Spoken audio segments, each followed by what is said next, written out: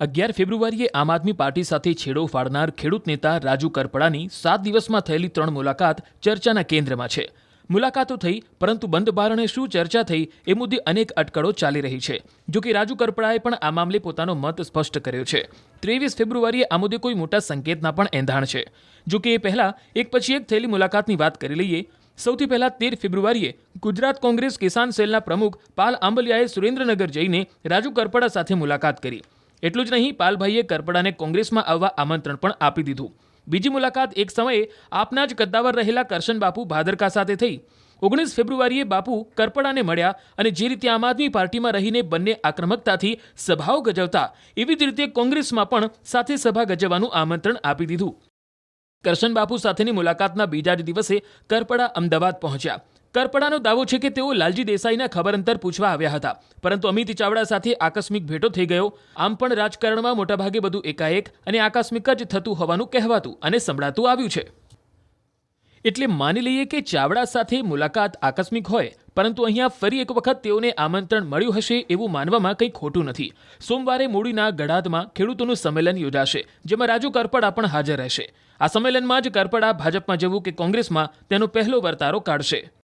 લાલજીભાઈ દેસાઈ જ્યારે હું બિન રાજકીય રીતે ખેડૂતોના આંદોલન કરી રહ્યો હતો, મજદૂરો માટે આંદોલનો કરતા, ત્યારથી લાલજીભાઈ અમારા જૂના સાથી મિત્ર છે. પાલભાઈ પણ અમારા ખેડૂત આંદોલનોના સાથી મિત્ર છે. ઘણા સમય પછી સ્વાભાવિક છે કે એ વખતે પાર્ટી સાથે આમ આદમી પાર્ટીમાં હું કામ કરતો, સમય મળતો ન મળતો એવું થતું. આજે હું અમદાવાદ હતો ત્યારે ખબર પડી કે લાલજીભાઈની તબિયત નાદુરસ્ત છે. અચાનક હું અને પાલભાઈ લાલજીભાઈની ખબર અંતર પૂછવા આવ્યા ને ત્યાં ઓલરેડી અમિતભાઈ બેઠા હતા. કોઈ જાતની રાજકીય ચર્ચા થઈ નથી. માત્ર લાલજીભાઈને અમે જૂની વાતોને વાગોળી છે. અને સ્વાભાવિક છે કે એકબીજા જે ચર્ચાઓ કરવાની હોય તો રાજકીય ચર્ચાઓ નહીં, પણ સામાજિક ચર્ચા હોય અથવા જૂની વાતો હોય અથવા તો જે કાંઈ અમારા અનુભવો રહ્યા છે, આગામી દિવસોમાં ખેડૂતો માટે શું કરી શકાય, એ પાલભાઈ સાથેની ચર્ચાઓ છે. બાકી કોઈ ચર્ચા નથી. આગામી સમયમાં આપનું શું સ્ટેન્ડ રહેશે? ક્યાંક કોંગ્રેસ કોઈ બીજી પાર્ટીને જોડાવાની લે? 23 તારીખે ખેડૂતો મારા સમર્થનમાં સભા કરી રહ્યા છે. ત્યાર પછી ખારડી ગામમાં સભા થશે, ત્યાર પછી થાનગઢમાં થશે. રાજુ કરપડા માત્ર નિમિત્ત છે. રાજુ કરપડાના જીવનમાં શું કરવાનું છે એ ખેડૂતો નક્કી કરશે.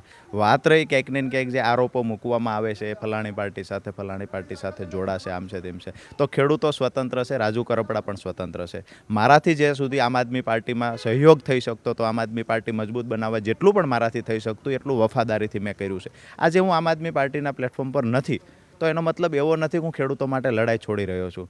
આજે ખેડૂતો સ્વયંભૂ રાજુ કરપડાને ખંભે હાથ મૂકીને કહી રહ્યા છે કે અમે ગામોગામ સંમેલન કરીએ છીએ, અમે સંમેલન ઉત્સાહથી કરીએ છીએ, તમામ આયોજન ખેડૂતો કરી રહ્યા છે, બેનર પોસ્ટર પણ ખેડૂતો લગાવી રહ્યા છે. સ્વાભાવિક છે ખેડૂતોના દિલમાં રાજુ કરપડાની જગ્યા છે. એટલે એવું કહી શકાય કે 23 તારીખે જે ખેડૂતોની સભા છે તેમાં ક્યાંક એ વાતનું નક્કી થશે કે રાજુ કરપડા હવે કઈ પાર્ટી સાથે જોડાવું જરૂરી છે.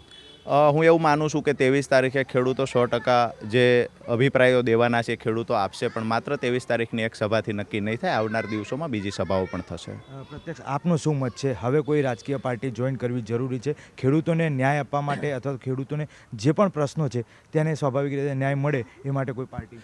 ખેડૂતોના જે પણ પ્રશ્નો છે, હું કોઈ પણ પ્લેટફોર્મ પર હશું, બિન રાજકીય રીતે લડતો હોય તો પણ ભલે, કોઈ પાર્ટીના પ્લેટફોર્મ પરથી હશું તો પણ ભલે, રાજુ કરપડા ખેડૂતો માટે પહેલાં પણ લડતો, આવનાર સમયમાં પણ લડશે. આજે બિન રાજકીય લડાઈ લડીએ છીએ, હું એવું નથી કહેતો, પહેલાં પણ કહી ચૂક્યો છું, ક્યારેય કોઈ પાર્ટીમાં જોડાઈશ નહીં આવું નથી કહેતો. અને કોઈ પાર્ટીમાં હું જોડાઉં છું તો મારું ખુલ્લીને કહેવું છે, ખેડૂત અને રાજુ કરપડા માત્ર આમ આદમી પાર્ટીની પ્રોપર્ટી નથી. ખેડૂત અને રાજુ કરપડાને સારું લાગશે, જ્યાં ખેડૂતોના કામ થતા હશે, ખેડૂતો માટે કોઈ અવાજ ઉઠાવતું હશે, તો એ લોકોની સાથે બેઠશું, ઉઠશું. જરૂર પડશે તો કોઈ રાજકીય પ્લેટફોર્મ નક્કી કરવાનું થાય તો આવનાર સમયમાં કરીશું. મૂળ વાત એ છે, ખેડૂતોના જે પ્રશ્ન છે એના માટે કાયમ લડતા રહીશું. ખેડૂતોની વેદનાને વાચા આપવાનું કામ કરતા રહીશું. એ કામ ક્યારેય રોકાશે નહીં. આ તરફ અરવિંદ કેજરીવાલે તો રાજીનામા મુદ્દે ટિપ્પણી કરવાથી જ ઇનકાર કરી દીધો. उन्होंने इस्तीफ़ा किन हालात में दिया, कैसे दिया, इस पे बोलना सही नहीं है.